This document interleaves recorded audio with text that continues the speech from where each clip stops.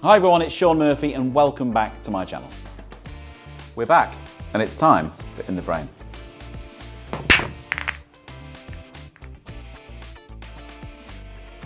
So we're going to jump straight into it, and one of the things you'll notice straight away, and this has been a direct response to some feedback that we've had through the comments, is that I'm going to start using the spotted cue ball for these in the frame videos, because I think it's a great chance for me to explain spin. And when I'm saying, oh, I'm going to play this shot with left hand side, right hand side, screw, check side, running side, you can actually see it.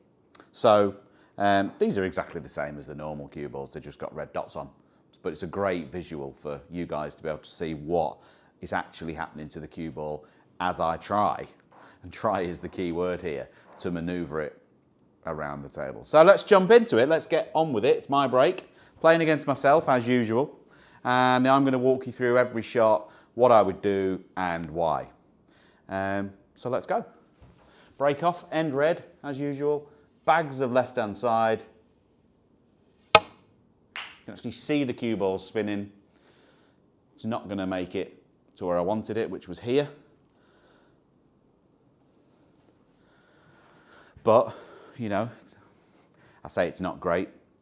It's not particularly good either. Usually when you break off, you might leave a red down to that corner pocket, but I haven't done that this time. But I have left this red. And of course, you know, this is a mid-distance red. I actually wouldn't class this necessarily as a long pot. For me, a long pot is where the cue ball has to travel, you know, well, further than that to get to the object ball. That's not how it's classified maybe in stats or when you're watching the snooker. I think it's whether one of the balls, cue ball or object ball, has to travel more than 6 feet. That's what they class as a long pot. So that's not what I class as a long pot. But anyway, normally if I was going for this type of red in this situation, you could just screw back for the blue, for the middle, and off you go. But of course you can see, you know, I would risk leaving this red for my opponent. So what I'm going to do is pot that red. Well, I'm going to try to pot the red. I'm going to start using the word try a lot more in these videos. I'm going to try to pot the red, and I'm going to run the cue ball through on and off this cushion down to this area for the black, knowing that if I miss it, the only red I can leave is this one. This red does go to this middle pocket here, but only from there. So anywhere else on the black, and I make it a shot to nothing. And they're really key shots. If you're trying to improve your match play, become a better player maybe in your local league or in the local tournaments that you're playing in, bring that shot to nothing into your game. Go for your shots, play attacking snooker, but try and leave that cue ball in a place where actually if you don't get the pot, you leave nothing, except maybe the ball that you're going to go for. So enough talking, let's try and drop this red in for the black. On and off the cushion, not too hard. Oh, well, I'm very pleased with that. And what's more pleasing is the angle I've got on the black. So I have an early choice to make. That red is obviously the only loose red. I've got a good angle on the black this time to try and split the reds.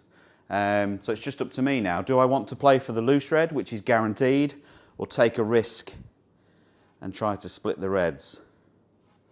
I'm going to do something which I don't always do, and that's I'm actually going to play for that loose red. I just think this isn't the greatest pack to go into from there. I think if I was lower and I had more of an angle to hit them harder, I think I'd probably play the cannon now. I would prefer to play the cannon into these reds from the blue, if I'm totally honest. So I'm actually going to play for here on the next red. I'm going to play to pot the black across here, off the cushion, and back into this area. And if I've got the angle to play for the blue next time, I probably will.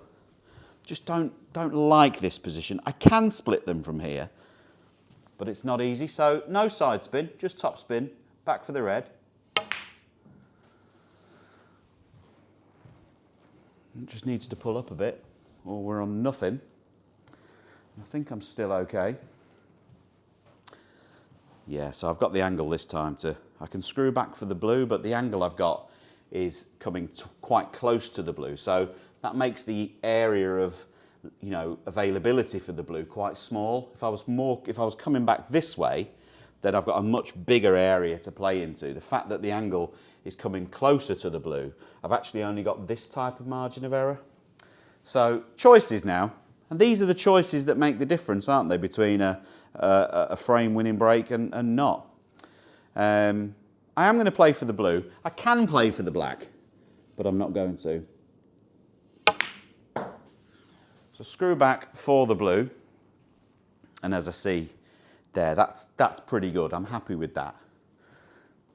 And as we always say, when you're splitting the packs off the blues, you need that little bit of luck, don't you? You need to just, you can control the controllables, which is this bit from the blue down to the pink. I'm in control of that bit. You know, I'm trying to hit the pink full in the face.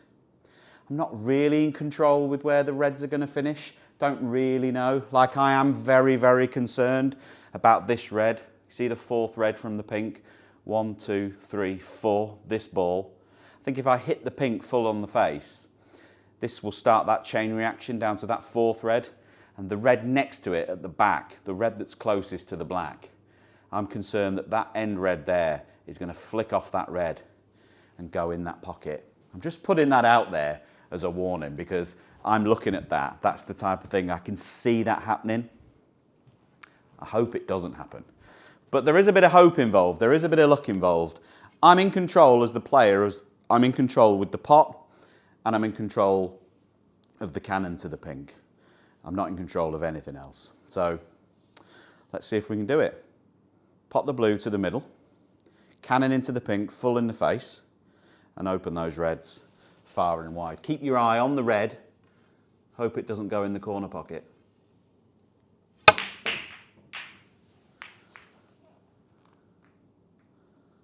Well, the red didn't go in, but neither did the blue. That was a terrible shot, wasn't it? I always talk about, you know, being in control of those elements that you're in control of, taking care of the stuff you can directly contain, and the pot is part of it, isn't it? The pot is absolutely elementary. It's essential to the shot. So you see that all the time, players playing the splits off the blue. They concentrate everything on the split, and they actually miss the blue just like I did there. So instead of having the opportunity to go on and score a frame winning break, I actually only scored 9 points. So that would be a very, very disappointing end to what could have been a very promising visit.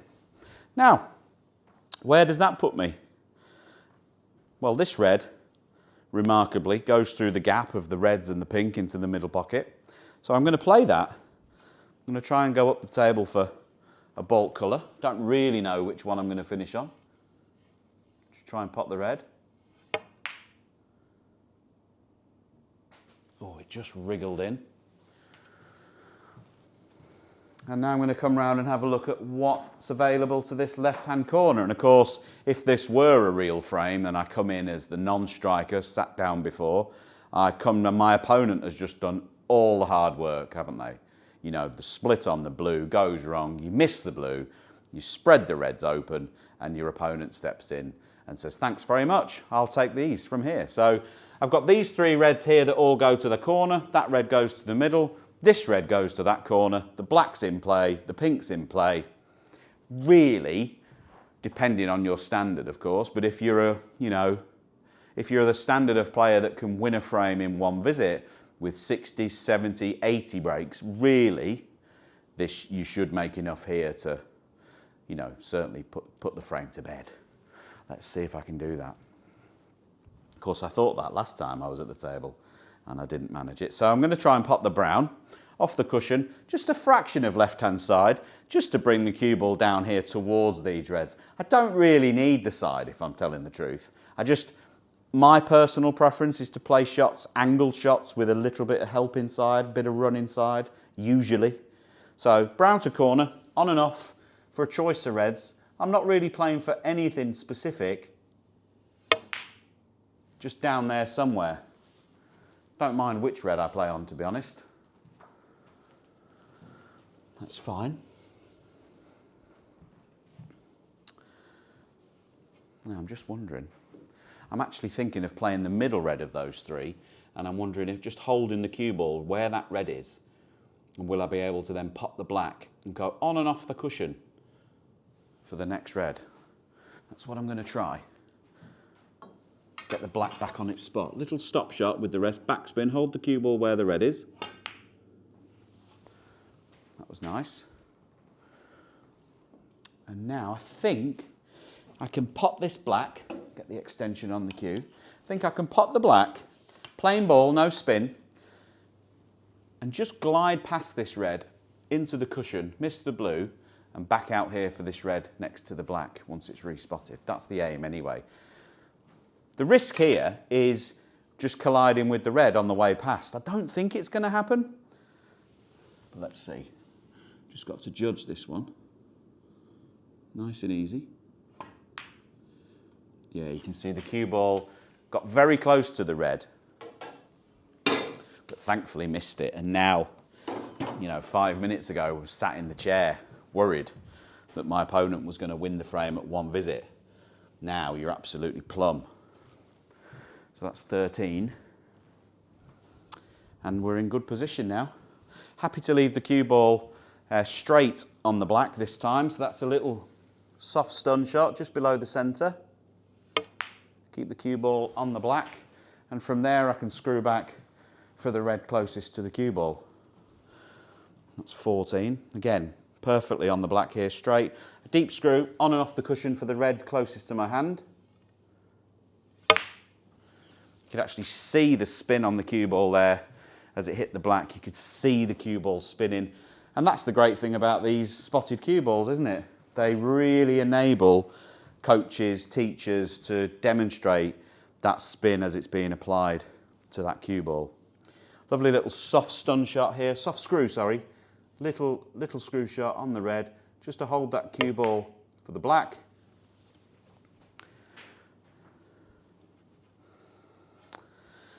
And I'm actually going to go against something I would say. Maybe in commentary you'll have heard me say, don't play unnecessary cannons. Well, I'm going to play one here. I'm going to play a little cannon into this red. I don't need to.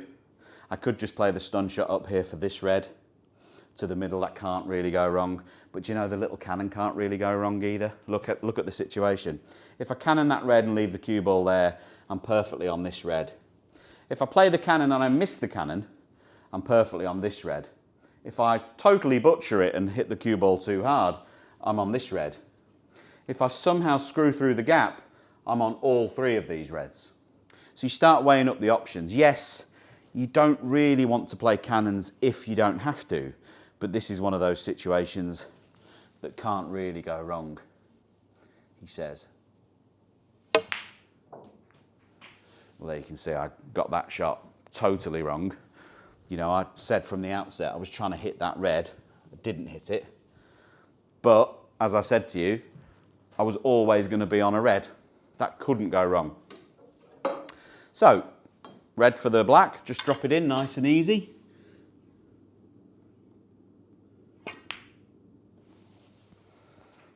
That's fine. That takes the break to 30.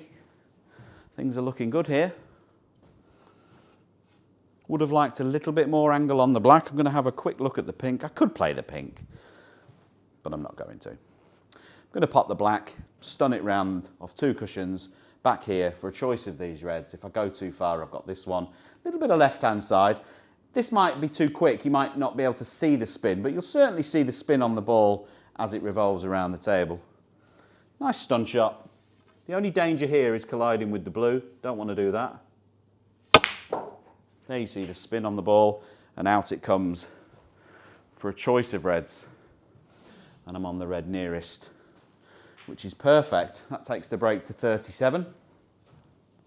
This red just squeezes past that other one, but a nice little soft stun shot down for a nice angle on the black.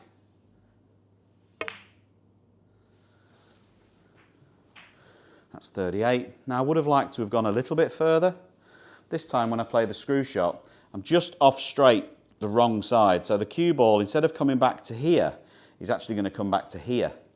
And to get out into the middle of the table for this red or this red, I'm going to need what we call reverse side. And in this case, that's left-hand side.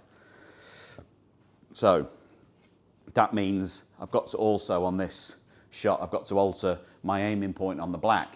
If I aim to pop the black as I would do normally with plain ball, but play it with left-hand side, I'll miss the black. So I have to factor that into my aiming. I have to factor in what the left-hand side is going to do to the cue ball on its journey from here to here. So if I aim at my normal contact point, the black will actually hit the cue ball will hit the black to my right, and I'll miss the black to the left of the pocket. So I have to factor that in. So I'm actually, instead of aiming the black where I would do normally, I'm going to aim it just there, slightly wide of the pocket, and the left-hand side that I'm going to put on the cue ball is going to correct that for me.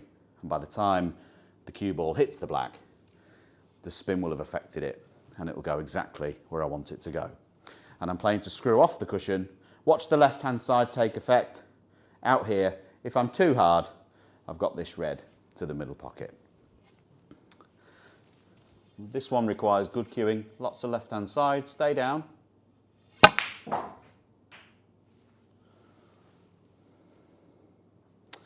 Yeah, do you know, it's not perfect.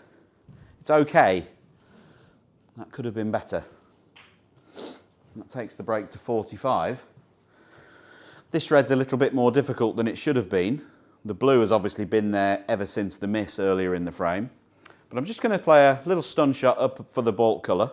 All I'm really bothered about here is the pot. I'm going to be on a colour no matter what happens. So a little stun shot, make sure of the pot. Which I did. And the break carries on to 46. Now, I thought both of these reds went to that corner pocket, but actually only one of them does. So I'm going to play down into this area here now because I've got that red waiting for me and this red waiting for me. The one thing I can't afford to be here is short. I must come past this area here. Anywhere past here, and I'm on that red to the middle. And I've got this entire zone to finish on a red here. This is one of those situations where you just concentrate on the pot. Nice stun shot down between the blue spot and the pink into this zone for a choice of reds. Don't have to overthink this one. Playing into an area. As I say, it's a little bit short for the red underneath the pink, but it's perfectly on the red to the middle pocket. And that takes the break to 49. Now, knowing that this red goes to that corner, but the other one doesn't, tells me that this red also goes to there. So I'm just going to play on and off the cushion for the black.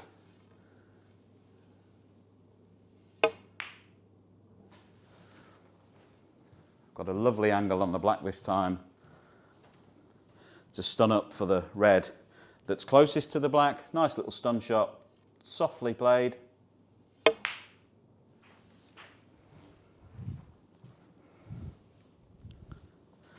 And that takes the break to 57. And with that in mind, if this were a real frame, remember at the start, player A scored 9 points before missing the blue. This 57 would put me 48 points in front. And so I'd love to move these reds in terms of trying to make the biggest break that I can, but it's not absolutely essential to me winning the frame. So in terms of just wanting to win the frame, which of course this is all about, I'm going to leave those reds where they are for the time being. I'm just going to concentrate on potting this red, then the pink. Pink spot's occupied. Pink will go up here. That will leave the last red in play that I need to win the frame. And we'll be home and dry. And then we can think about trying to split those reds by the pocket.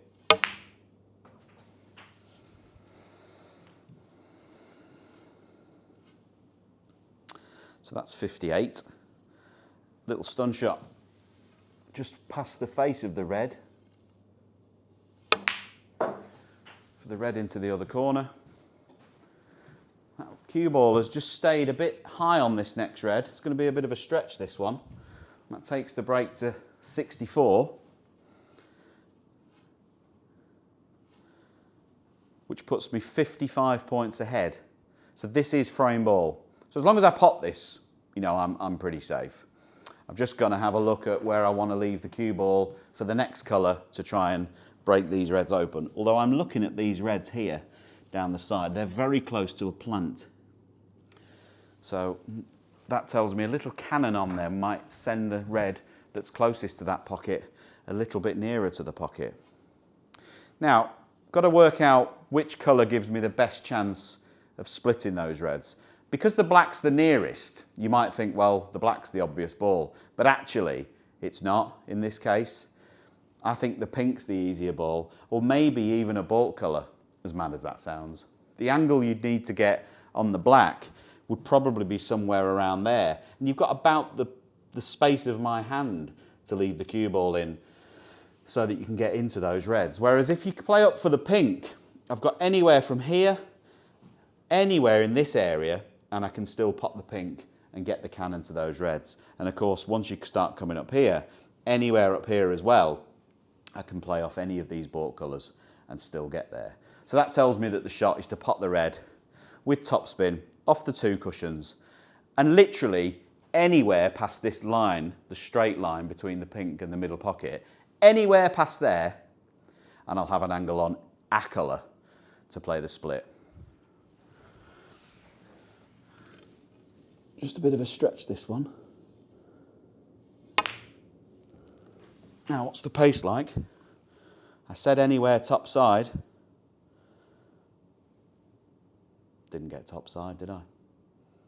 How bad is that? I had all of that margin of error.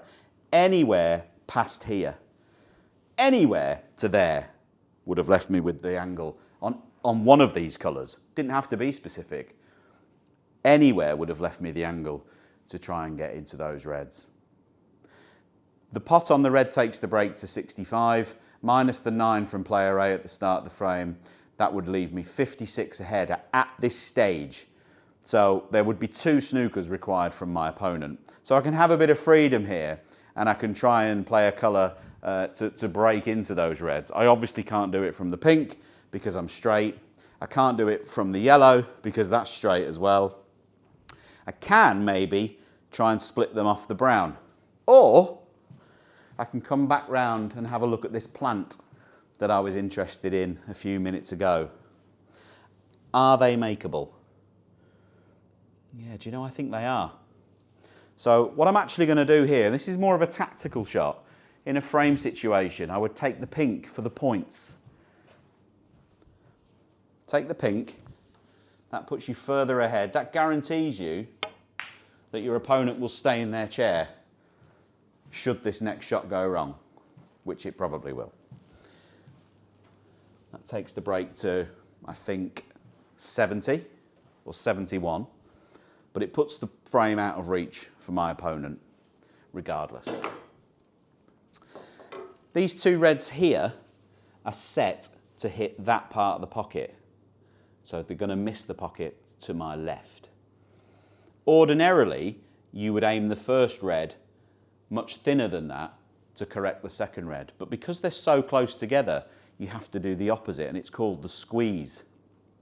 And this is a real complicated one. For some reason that no one's really ever been able to explain in snooker, when the balls get really close together, the whole physics of it reverse. So if these were an inch apart, I'd aim this first red over here to clip that second red towards the pocket. But because they're basically touching, I have to aim this red over here, more into the cushion, and it will do the opposite. It will throw the second red the same direction. Don't ask me why. I don't know. So I'm going to play it really slow to give it every chance, and hopefully that second red, the red that's nearest the pocket, will just drop at the very last minute. Please work. Well, it did work. We've ended up on the blue somehow. I thought the cue ball was just going to kiss off these reds and finish nicely on the black. That hasn't happened. But if I could pop the blue, we could keep the break going. Could pop the black, I suppose, if I wanted to. It's an easier shot. I'm going to pop this blue and try and screw the cue ball out for this red as we seek to make the century. Oh, well, the blue's there. That blue's been there the whole frame since the bad split. I think that takes the break to 77. Don't need to move the red off the cushion, but I'm going to. Don't really know where the cue ball's going to finish. I'm just going to concentrate on stunning into the cushion first, bringing that red into play. well, it's come into play. It's gone all the way up the other end of the table. Look at that. Where are you going? Do you know it's okay? Now, can I get to it? 78. I can play the top spin with right hand side off the black. Be easier to pop the pink to left middle, but the red doesn't go to the green pocket. So this is awkward. I can play with a lot of stun on the pink and play up for the red into the yellow pocket. But that's difficult. You know, the pink and the black are as difficult as each other. I'll play the pink. Stun shot up past the blue. That's worked out nicely. That takes the break to 84. And you know, I'm really pleased with how this has worked out. Didn't look likely when I came to the table. I'm just going to play a nice little stun shot for the brown. Get the brown back on the spot. Just to tidy things up. When I say that, I've left the cue ball in a horrible position. I can't reach it. So now I need the extension on the cue from nowhere. Somehow, I've made this awkward, haven't I? Now I've got to use this extended rest. Look at this. I thought these were just decorative. Right. These are always awkward to use, the extended rests and the push-on extensions. But do you know what? Same rules apply. Keep the elbow nice and high. Don't let the elbow drop. Keep it simple. Run! Run! Wow, do you know, it's funny, isn't it? Because a few minutes ago I was thinking about clearing the table. Now it looks like I'm probably going to miss this yellow. Somehow I've played myself into trouble. Thankfully, the frame is long gone. That moves the break onto 86. And now I've got a very difficult shot on the yellow to that middle pocket, and I've got to play this with check side in this case, left hand side, to bring the cue ball off the cushion there, off this cushion, and then the check side will bring the cue ball back just past the green for the green into its own pocket. But this is very, very difficult. Not for the faint-hearted, this one.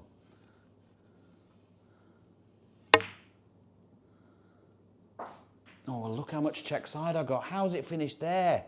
I can't believe that from this angle there, I've got enough side on the cue ball to actually bring it into there. Well, I mean, if the yellow was difficult, this green is even more difficult. Please go in.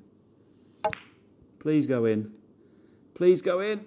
Oh, goodness. Well, the clearance wasn't to be. Could have had a good chance for a really big break there if the blue had gone right early doors, and then you step in, take what's there. We made a really nice break. We had that cue ball under really nice control. Ended up with, I think, a break of 86 in the end. Got those three reds into play with the reverse plant.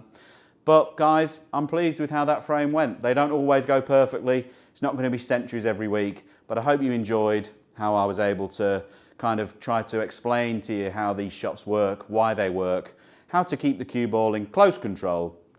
And I was trying for the century. It just wasn't to be. Guys, I hope you've enjoyed the channel. I hope you've enjoyed the video. Make sure you subscribe if you haven't already. Turn those notifications on so you don't miss any future videos. And I'll see you next time.